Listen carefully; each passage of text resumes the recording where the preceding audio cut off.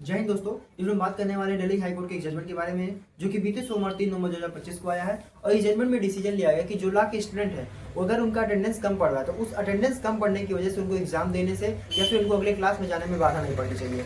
ये जो केस आया है, एक सुशांत रोहिला नामक स्टूडेंट थे जो उन्होंने 2016 में सुसाइड कर लिया था। और वो एक लॉ के स्टूडेंट थे, उन्होंने अपने सुसाइड नोट्स में लिखा था कि उनको अटेंडेंस के कम पड़ने की वजह से उनको एग्जाम नहीं देने दिया गया, जिस वजह से वो फेल हो गए। और फेल होने के बाद उन्होंने अपने आप को फेस नहीं कर पाया, अपने मेंटल प्रेशर को कंट्रोल नहीं कर पाया और सुसाइड कर लिया। ये उनके सुसाइड नोट्स में मिला। और उसके बाद जब ये केस फाइल हुआ 2016 में, उनके किसी फ्रेंड ने फाइल किया सुप्रीम कोर्ट में, और सुप्रीम कोर्ट से वो केस ट्रांसफर हुआ 2017 में हाई कोर्ट में।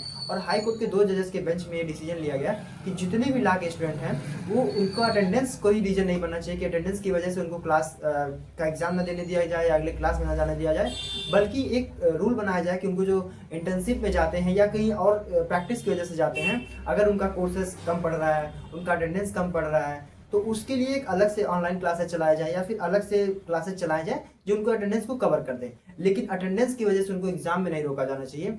2 जजेस के जो बेंच थी वो प्रतिभा एम सिंह और अमित शर्मा करके 2 जजेस के उनके बेंच में आया है। दिल्ली हाईकोर्ट का जजमेंट है। तो आने वाले जो लॉ के स्टूडेंट है उनके लिए जजमेंट, उनके लिए फायदा हो गया है कि अटेंडेंस की वजह से उनको कहीं सेमेस्टर का एग्जाम देने में या फिर अगले क्लास में जाने में कोई बाधा नहीं पड़ने वाली।